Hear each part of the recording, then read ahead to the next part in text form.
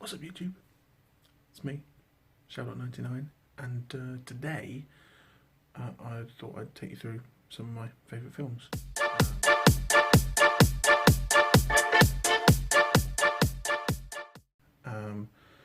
So I've got a list of 1, 2, 3, 4, 5, 6, about 10, and there are more, but it's a good number, isn't it, to stick with down 10. Okay, so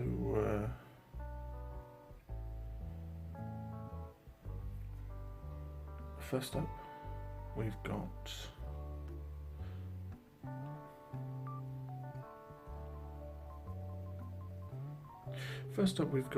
Up, Disney Pixar's Up, which is such a heartwarming tale of, what have I forgotten his name? Rick? I'm gonna say Rick. I know the dog's called Doug, so he's one of the best things about that film. But Kevin the Bird, very great characters with very little backstory. But the opening 10 minutes of Up are heartbreaking and heartwarming and incredible. The film itself is great. Pacing's pretty good. Russell, the little kid, is very funny. Carl Fredricksen, there we go. It's a good film. Somewhat of a roller coaster, going up and down through the emotions. I'd say that's probably number 10. Then I'd say we have Airplane. That was in 1980. Yeah. And it might have been Steve Martin in that, if I remember correctly. I haven't got anything written down, I should, but I think it was Steve Martin. And that was, incredible comedy. The quick wits, obviously the lines are written incredibly, and it's just a funny film. Rather short, it didn't need to be much longer than it was. Entertaining, which is all a film needs to be. So that's probably, I'm going to do a sort of ranking, I think. That's number 9.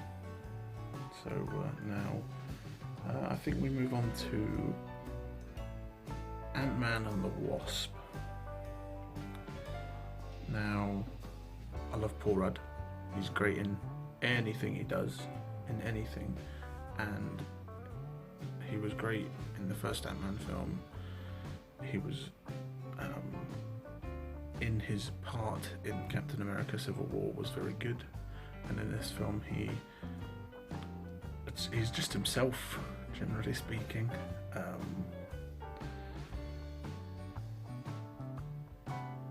And Evangeline Lilly is good, a little bit more entertaining, a bit more humorous. Michael Douglas again kills it. It's a funny film, and a lot of people didn't like the villain, Ghost. I really thought it was a good choice. Actually, a sympathetic villain, There's so many funny moments in that. Right, so then, sure, we'll move on to the Lego Movie. Phil Lord, Chris Miller, incredible.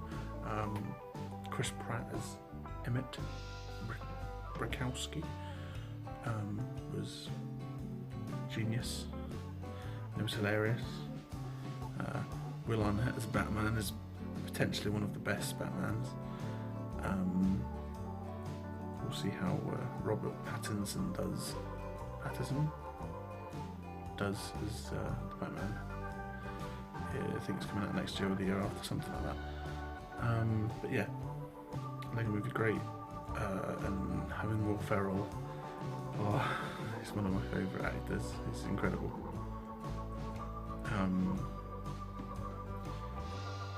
Yeah. Right, then we got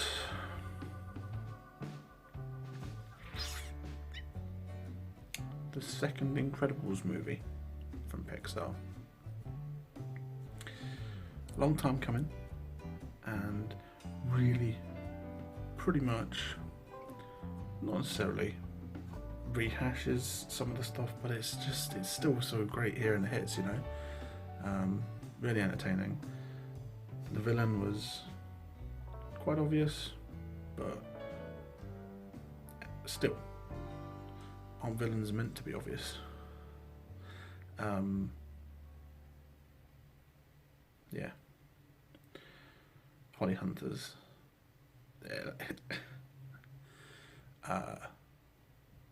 Yeah. Great film. I'd say it's slightly lower than the first one because, again, redoes a lot of the same stuff. Then we move on to WALL-E, which is one of the most beautiful films I think I've ever seen in terms of the cinematography, and the animation, and the amount of emotion that you end up feeling for a fucking robot. You never really know that you'd think that you would care that much for a robot, but you do, I think. And Eve, again, good. With barely any talking, it worked. And then, so you know, we're going up. I'd then say The Incredibles. The first one was Syndrome. You know, the Pars, Frozone. Good, great, family. Oh, there's not much I can really say, but that is, yeah, one of my favourites. Then we have potentially a little bit of favouritism here because I am a self-confessed Star Wars fan, slightly obsessed. I mean,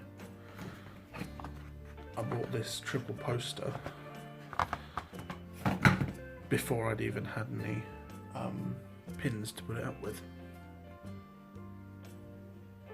It's just the way it is, I suppose. So what we're gonna do, we're gonna put Star Wars Episode 3: Revenge of the Sith up there, fourth place, third place maybe, yeah, third place, because so entertaining. You have Ian McDermott killing it as Palpatine, which is, I'm really happy he's back for this next one.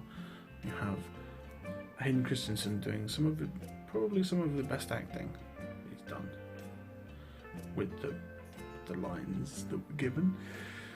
Ewan McGregor kills it. Sam Jackson kills it. Frank Oz as Yoda kills it. Entertaining, fun, thrilling, quite dark. Yeah, it's just great. Then we'll put that just behind Star Wars: The Last Jedi, and I know some people, quite a vocal lot, didn't like it. I loved it. Yeah, they're okay. There were bits that weren't very good. Finn and Rose's side plot, a bit different, but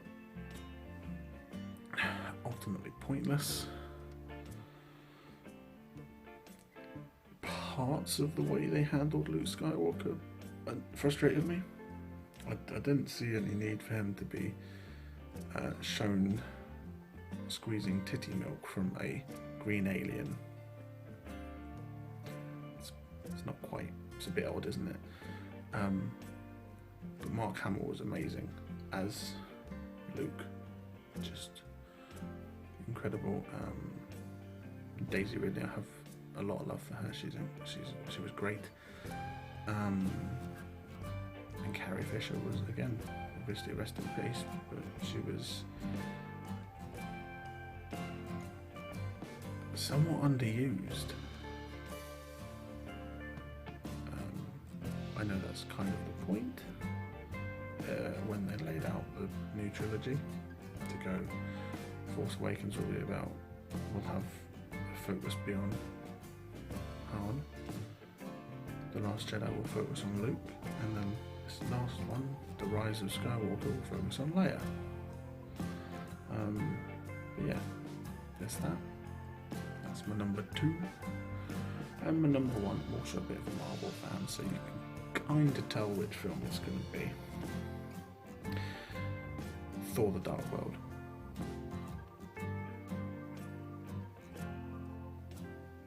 I'm joking, honestly. Christ. Don't get your knickers in a twist. Avengers Endgame was showstopper of the highest quality. Robert Downey Jr. was amazing. Scarlett Johansson was great, and can't wait for her solo film. Chris Evans again was great. Hemsworth was incredible, and he gives me a cosplaying opportunity. Just need to grow the hair out.